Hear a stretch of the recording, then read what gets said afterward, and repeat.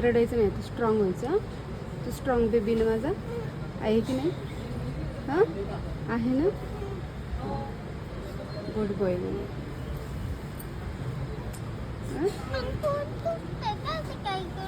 हां मग ते नाही की तुला गोळी देणार होतं, पोट दुखते त्याच्यासाठी. हां गोळी देणार, त्यांना गोळी दिली ना तर मग लगेच ना तुला त्रास जो आहे ना तो कमी होईल थोडासा. कुठली गोळी आहे? पोट दुखायचं, तुझं पोट दुखते ना. पाणी आणून कर. पाणी आहे ना आपल्याकडे. हां ओके, आता रडायचं नाही. हां स्ट्रॉंग बॉयने. आता अंकल इथं सुई लावणार, हळू एकदम एकदम हळू. मी सांगते अंकलला इथं नाही का, दादूला नाही का, एकदम हळूने सुई टाकते. हां चालेल ना, रडायचं नाही बच्चा. माझं स्ट्रॉंग बॉय आहे ना तू. हां माझं पिल्लू. पुढं पुढं दुखतंय तो. आपण नाही का पुढं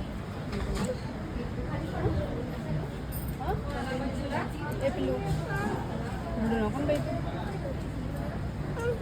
आता लगेच सलाईन लावायच्या, म्हणजे छोटीशी सुई हातात.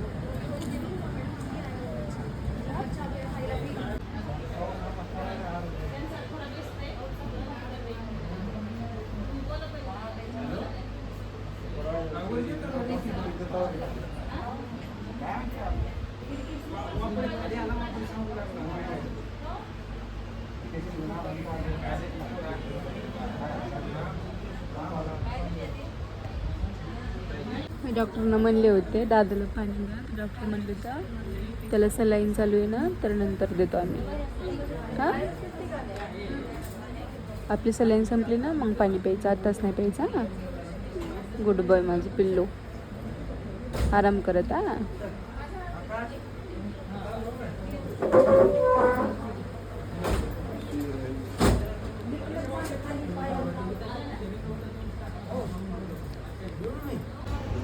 फायनली दादाचं ऑपरेशन झाले आणि एकच गोष्ट म्हणतोय की मम्मा मला पाणी दे पाणी दे. आणि डॉक्टरांनी सांगितलं त्याला अजिबात पाणी द्यायचं नाही, आम्ही सांगितलं शिवाय. पण झालं आहे असं की 1 वाजल्यापासून त्यानं पाणीच नाही घेतलं आणि संध्याकाळचे 9:30 वाजायला लागले होतं. त्याला अजून काही खायला प्यायला सांगितलेलं नाही. आणि कसं सध्या गरमीचे दिवस होते, त्याचे होठ जे आहेत ना ते पूर्ण कोरडे पडले. पण झोपला आहे तेच महत्त्वाचं माझ्यासाठी. खूप शांत झोपलं आहे. इथे जेवढं स्टाफ आहे ना ते सगळे म्हणत होते की खरंच पोरगं एवढं शांत कसं काय असू शकतं.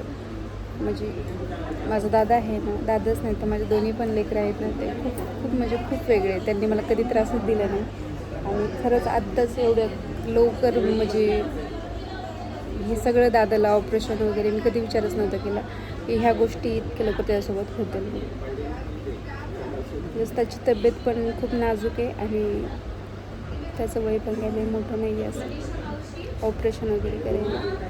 तर ठीक आहे, आता ऑपरेशन वगैरे झालं, सगळं काही व्यवस्थित झालं.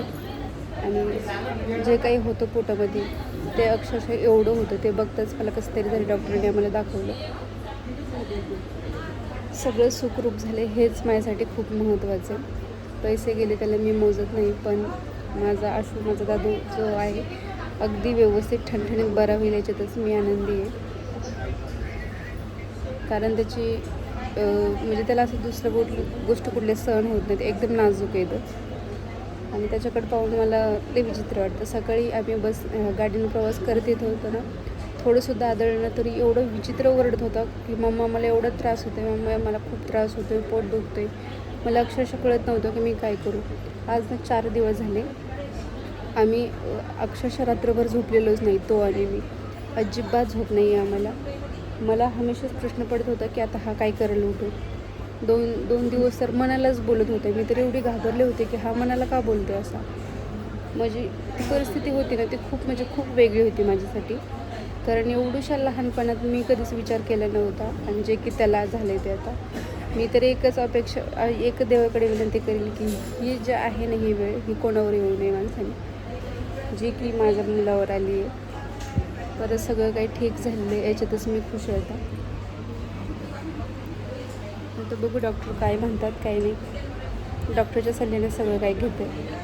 पण झालं असं की आम्ही खूप लवकर डिसिजन घेतला, कारण डॉक्टरांनी सांगितलं होतं की आत्ता शिकताला स्टार्ट झाले आणि तुम्ही लवकर डिसिजन घेतल्यामुळे जास्त प्रॉब्लेम होणार नाही. थोडक्यात थोडं आम्ही उरकून घेतले. ठीक आहे, तो लहान आहे, काही हरकत नाही. ते लहान आहे म्हणूनच मला जास्त वाईट वाटत होतं. आणि प्लस आम्ही ज्या दवाखान्यामध्ये आलेलो तिथं माझं दीर आहे, तो कामाला आहे, तर त्याच्यामुळे सुद्धा भरपूर आम्हाला मदत झाली. लवकरात लवकर सगळं आमच्या मनासारखं झालं. तर खरंच दवाखान्यात असल्यानंतर आल्याच्या नंतरच कळतं की खरंच काय असतं दवाखाना म्हणजे. पण सगळं काही व्यवस्थित येतं म्हणून थोडंसं मला आता कुठेतरी जाऊन बरं वाटतं.